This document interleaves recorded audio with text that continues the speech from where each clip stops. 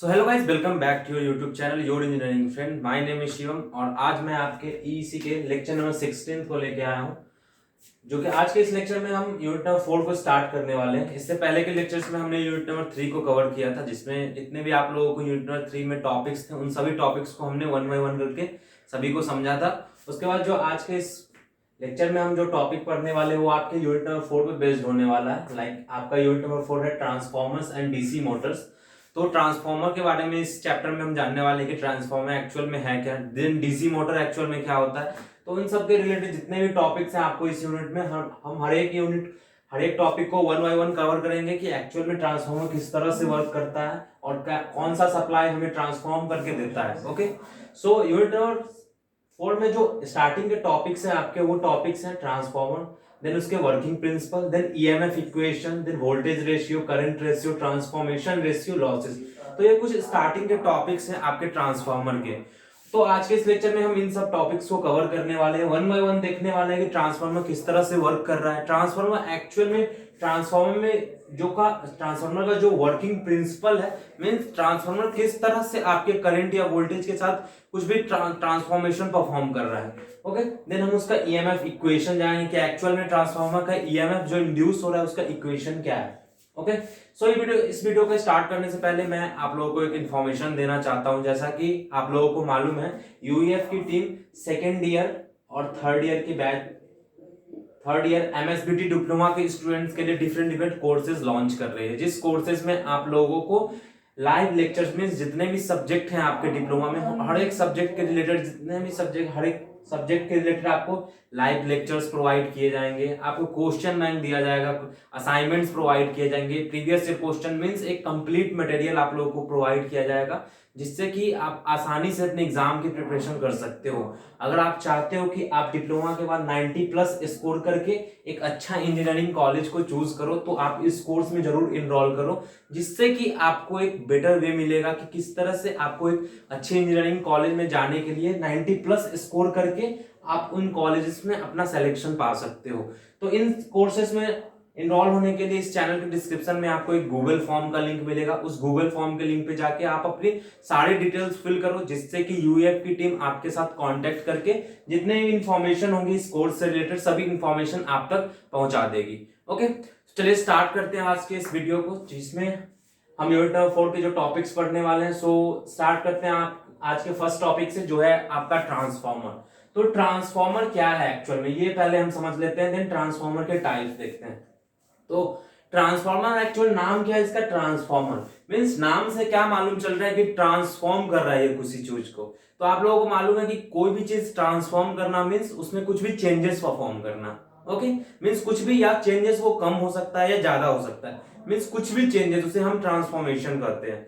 तो वैसे ट्रांसफॉर्मर का काम क्या है, transformer is a device used to step up or step down the input voltage using principle of mutual induction। Okay, तो ट्रांसफॉर्मर एक ऐसा डिवाइस है जो क्या काम है उसका, जो भी वोल्टेज आप किसी सर्किट में दे रहे हो, कोई भी वोल्टेज आप प्रोवाइड कर रहे हो, उस वोल्टेज को बढ़ा देना और घटा देना। आपको याद रखना, हमेशा याद रखना ट्रांसफॉर्मर के बारे में क्या, कि ट्रांसफॉर्मर का दो काम होता है, या तो वोल्टेज जो भी इनपुट वोल्टेज हम दे रहे हैं किसी सर्किट में उसे बढ़ा दो या उसके घटा दो।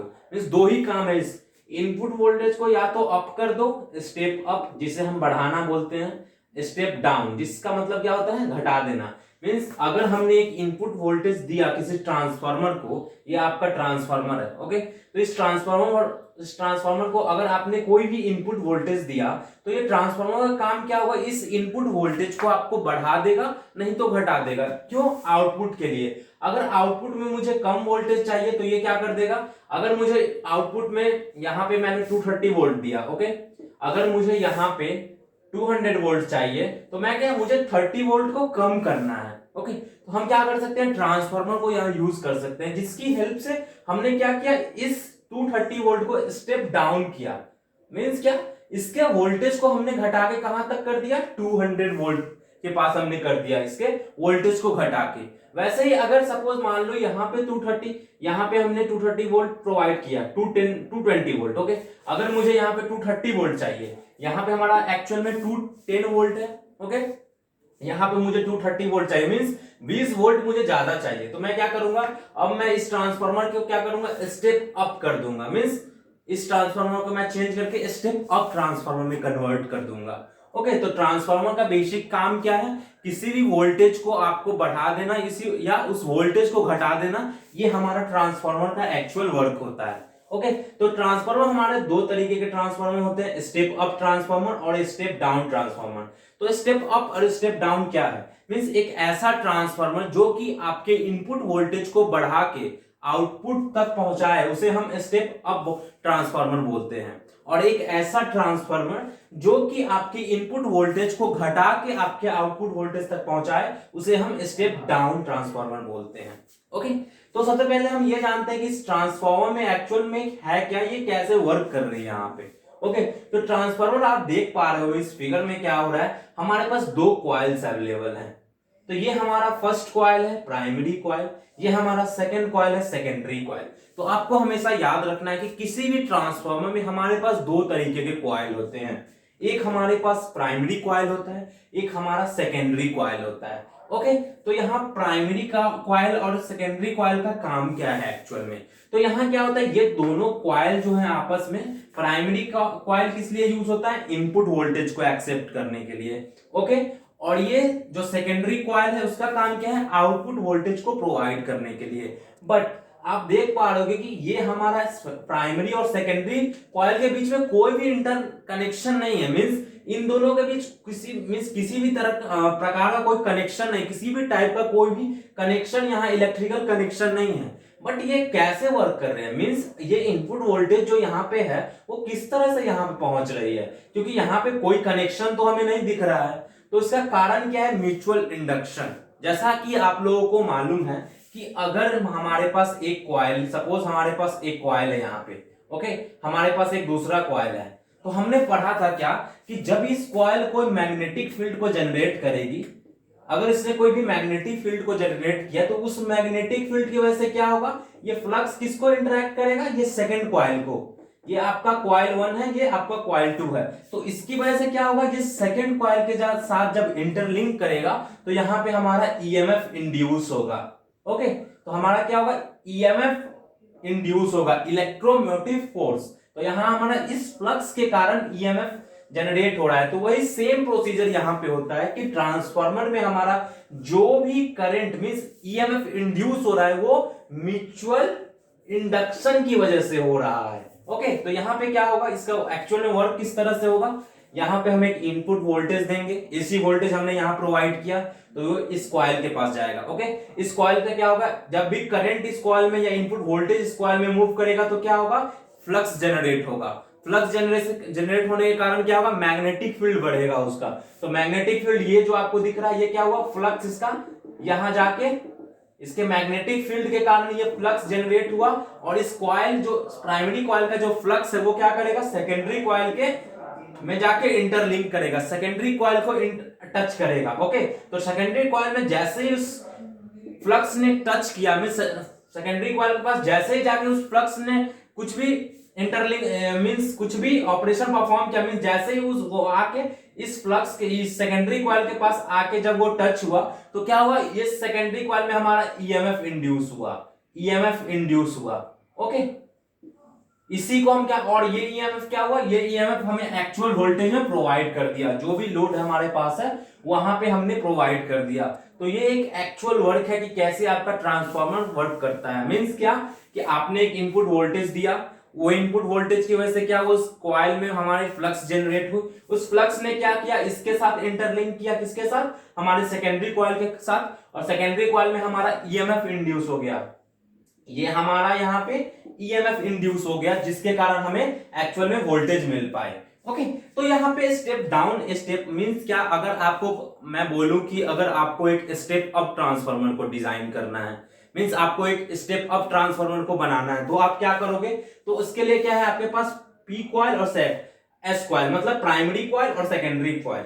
अगर आपके पास प्राइमरी कॉइल लेस हुआ, मींस यहाँ पे अगर प्राइमरी कॉइल आपके पास लेस हुआ तो उसका मतलब क्या, और सेकेंडरी कॉइल मोर हुआ, यहाँ पे प्राइमरी कॉइल आपके पास मान लो 3 है, सेकेंडरी कॉइल यहाँ पे आपका 4 है, तो यहाँ पे क्या हुआ, हमारा लेस हुआ टर्न्स, मींस प्राइमरी कॉइल का जो हमारे पास टर्न्स है वो कितना है, 3 टर्न्स ही है हमारे पास। मतलब सपोज मान लो कि आपके पास ये 1 2 1 3 ही टर्न्स है। ओके, मैंने यहां से हटा देता हूं इसको, यहाँ आपके पास 3 टर्न्स है और यहाँ पे आपके पास 1 2 3 4, यहाँ 4 टर्न्स है। तो इसका मतलब क्या हुआ, ये आपका स्टेप अप ट्रांसफार्मर हो गया। ओके, क्योंकि यहाँ पे हमारे जो टर्न्स है, इनपुट टर्न्स, वो कम है हमारे आउटपुट टर्न्स से। ओके, अगर आपके पास यहाँ पे अगर 4 कॉइल हुआ, मींस सपोज मान लो आपने यहाँ पे 4 ले लिया, ओके, और यहाँ पे आपका 3 है, मैं एक यहां से मिटा देता हूं, तो यहाँ क्या हो गया, हमारा जो प्राइमरी कॉइल है वो मोर है। यहाँ पे आप देख पा रहे हो कि हमारे पास प्राइमरी कॉइल 4 है, बट हमारे पास सेकेंडरी कॉइल वो बस 3 ही है।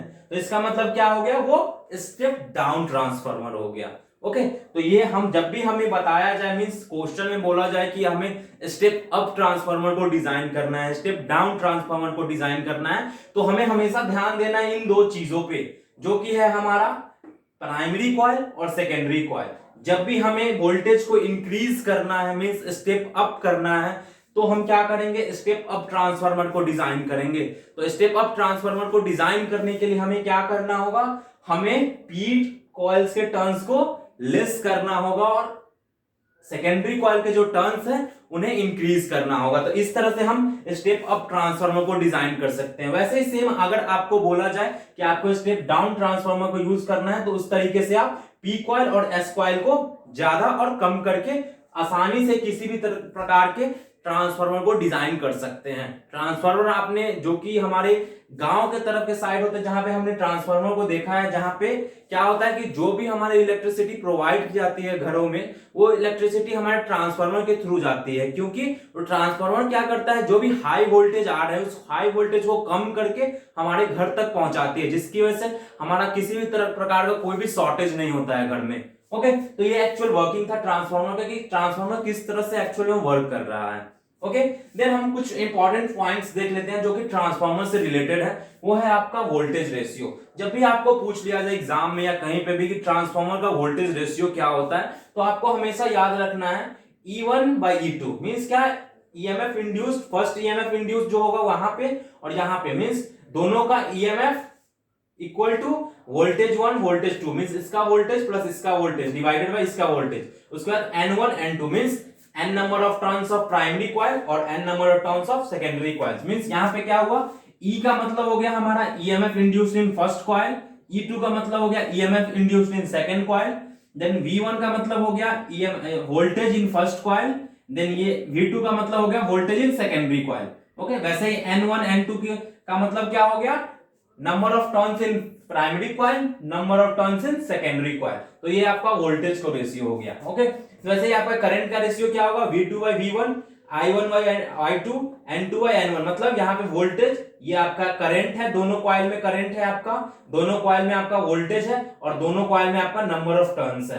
वैसे ही आपके ट्रांसफॉर्मेशन के रेशियो क्या हो गई, V2/V1 मींस दोनों कॉइल का voltage means secondary coil upon primary coil का वोल्टेज। वैसे इक्वेशन ईएमएफ है, दोनों का EMF, then number of turns. तो ये तीनों को आपको याद कर लेना है कि वोल्टेज रेशियो क्या होता है, करंट रेशियो क्या होता है। तो इन तीनों को रेशियो के हेल्प से आप इन चीजों को आसानी से डिफाइन कर सकते हो। जहां पे आपको हमेशा याद रखना है कि E1 का मतलब होता है EMF induced in primary coil, E2 का मतलब क्या, EMF induced in secondary coil, V1 का मतलब क्या, voltage in primary coil, then V2 का मतलब voltage in secondary coil, then N1 का मतलब क्या, n number of turns in primary coil, N2 का मतलब n number of turns in secondary coil, जो कि सभी चीजों के लिए सेम रहेगा यहाँ पे। ओके, देन यहाँ पे एक इंपॉर्टेंट टर्म है लॉसेस। मींस क्या कि जब भी हम एक ट्रांसफार्मर को डिजाइन करते हैं तो हमारा 3 प्रकार के लॉस बच जाता है। मींस हमारा फ्लक्स लॉस नहीं होता है, मींस जितने भी फ्लक्स हमारे यहाँ पे जनरेट हो रहा है वो किसी भी प्रकार का कोई भी फ्लक्स हमारा लॉस नहीं होगा। मींस कोई भी फ्लक्स हमारा एलिमिनेट नहीं होगा,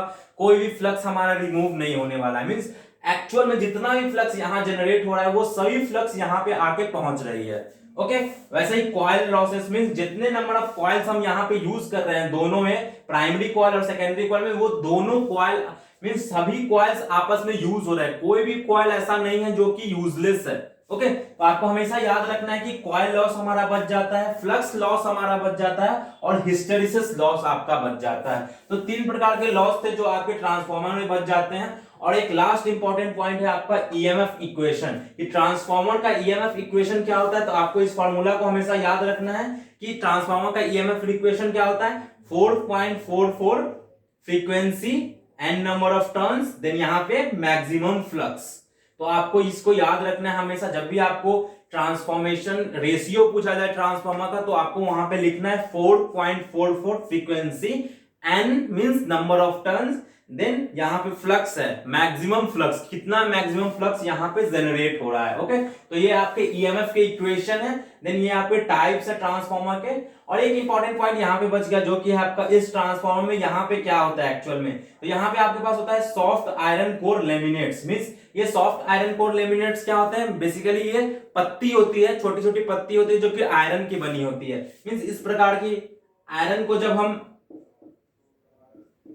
जब आयरन को हम छोटे छोटे पार्ट्स में डिवाइड कर देंगे, मींस थिन पार्ट्स में, तो वो हमारा जो आयरन कोर है, तो उसी की वजह से हम सॉफ्ट आयरन कोर लेमिनेट्स को डिजाइन कर सकते हैं, जो कि बेसिकली आपके आयरन के छोटे छोटे पत्ती होती है, जो कि एकदम पतला होता है साइज में, जिसे आसानी से हम यहाँ पे फिट कर पाते हैं। ओके, तो ये हमारा एक्चुअल में ट्रांसफार्मर का वर्क था, जिसमें हमने देखा कि ट्रांसफार्मर क्या होता है एक्चुअल में, देन ट्रांसफार्मर का एक्चुअल वर्किंग क्या है, देन ट्रांसफार्मर को किस तरह से डिजाइन कर सकते हैं, मींस आप स्टेप अप ट्रांसफार्मर को कैसे डिजाइन कर सकते हो, स्टेप डाउन ट्रांसफार्मर को कैसे डिजाइन कर सकते हो, जहां पे हमें फोकस करना है हमेशा प्राइमरी कॉइल और सेकेंडरी कॉइल पे। ओके, देन हमने देखा कि ट्रांसफार्मर का वोल्टेज रेशियो क्या होता है, करंट रेशियो क्या होता है, ट्रांसफॉर्मेशन रेशियो क्या है, देन किस प्रकार के लॉसेस को हमारा ट्रांसफार्मर बचाता है, और लास्ट में हमने उसका इक्वेशन देखा। होप करता हूं कि आपको सभी टॉपिक्स आसानी से समझ में आ गया होगा। ओके, इन सभी टॉपिक्स के रिलेटेड जो भी नोट्स हैं, आपको इस चैनल के डिस्क्रिप्शन में एक लिंक मिल जाएगी,